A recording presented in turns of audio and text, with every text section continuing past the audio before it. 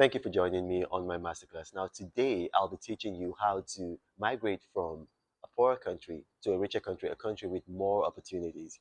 Now, it's sad that this has to be, but in a lot of countries today, there just aren't enough opportunities. And the reason it's not far-fetched, although a lot of people in those countries don't understand what's happening. So I'll try to explain to you what's happening. You see, the countries with the highest birth rates in the whole world are all in Africa. Number one, you got Niger, you know, you got Uganda, you got South Sudan, you got. Now, I'm not giving you this in order of the countries. You got Somalia, you got Mozambique, you got Benin Republic, you got Nigeria. These are countries with very high population growth rates. And what's a high population growth rate? When um, you have anything, like maybe from 35 births for every 1,000 of the population. That's kind of high, and to an extreme of about 40 to 50. So a country like Niger, it's closer to 45. A country like Nigeria is about like if you split Nigeria into two, in southern Nigeria, it's quite manageable, but in northern Nigeria, it's the highest in the world. But why Nigeria doesn't appear to be the highest population growing country in the world is because you combine north and south. If you take just the northern Nigeria, it's actually the highest in the world. So when you have countries with a very, very high growth rate, and then the GDP is not growing as fast as the growth rate, what you're going to have is that you're going to have extreme poverty. So what's going to happen is that you're having more people being born, and the resources are either remaining the same, or even receding, or not growing at a rate that is able to sustain the population growth rate.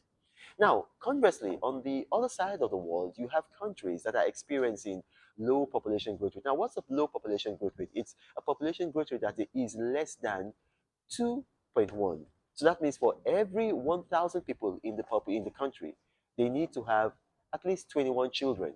But in these countries, sometimes they're having like for every 1,000, they're having like 9 children, 10 children, the highest 12 children. So I'm talking about countries like the United Kingdom where they have 12 children for every 1,000. Countries like Germany where they have 9 for every 1,000. Nordic countries used to be quite bad. They used to have even about 8. But then the government started a program whereby they pay women to have children. But even at that, it grew their population growth rate to something like, maybe 12, for every 1,000, which is still far lower than the recommended growth rate, which should be 2.1. That meaning that there should be 21 children for every 1,000 people.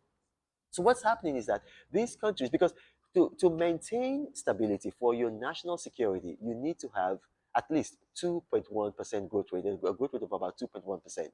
You can manage with something like maybe 1.7, 1.8, but then anything lower, and then it's going to affect your GDP. And then the main problem you're going to have is that as people get older, you're not going to have enough younger people to look after the aging population. So you won't be able to pay retirees because how the whole system works is that you need to have at least as much people who are young working, and then you're going to take out of their income to pay those who are older who can't work anymore. That's how the system works.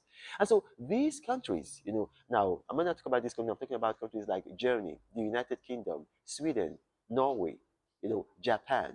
Now, even Turkey, I'm in Turkey right now. Turkey even is now experiencing that problem. Even Turkey, because that's why now Turkey is now selling passports and visas. So if you have, I think it's about 300 to 350,000 euros, you can get a Turkish passport. So these countries are now opening up themselves to immigration, not because they like immigrants. It's for their own self-survival. You need to understand that it's not because they like immigrants. It's for their own self-survival. It's for their own selfish reasons. So what do you have to do to prepare yourself? You see, these countries are not looking for people to immigrate to their country and then come and become problems for them.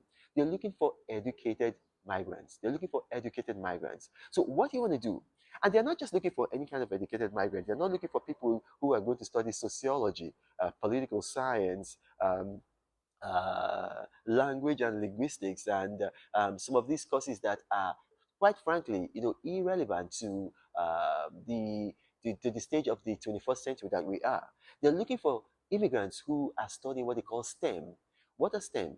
Science, technology, engineering, math. So they're looking for immigrants who have STEM knowledge. So doctors, nurses, computer engineers. That's why you saw what Dubai did. They said, okay, if you have a master's or a PhD in these areas, you can come to our country. We're going to give you visas. Now, that is an extreme measure. But these other countries, so what's happening right now in the United Kingdom, for instance, they have introduced a new visa policy for people that they have what they call shortage professions. Now, what's going to happen is that in the future, they're going to be it's going to get so bad. In Germany it's already gotten so bad. In the Scandinavian countries, it's going to get to that level. In a lot of these countries in Europe, and then in some countries in Asia, it's already getting that bad. So what you need to do, you need to prepare yourself. Start going to school. Do everything you can. Go to school for science, technology, engineering, and mathematics. And then don't stop at the bachelor level, because these countries, they're not going to be looking for people who have a bachelor. They're looking for people who have a minimum of a master's. So do that. And then you're going to prepare yourself for a situation whereby they are going to be looking for you. You're not going to be looking for them. They're going to be coming to your countries. They're going to be looking for you. Now, if you want specifics on how to immigrate now, I'm going to put a link in this video. The link is that in this video is going to tell you the step-by-step guide to how you can migrate to the United Kingdom and how you can migrate to the United States. I'm going to put it there step by step.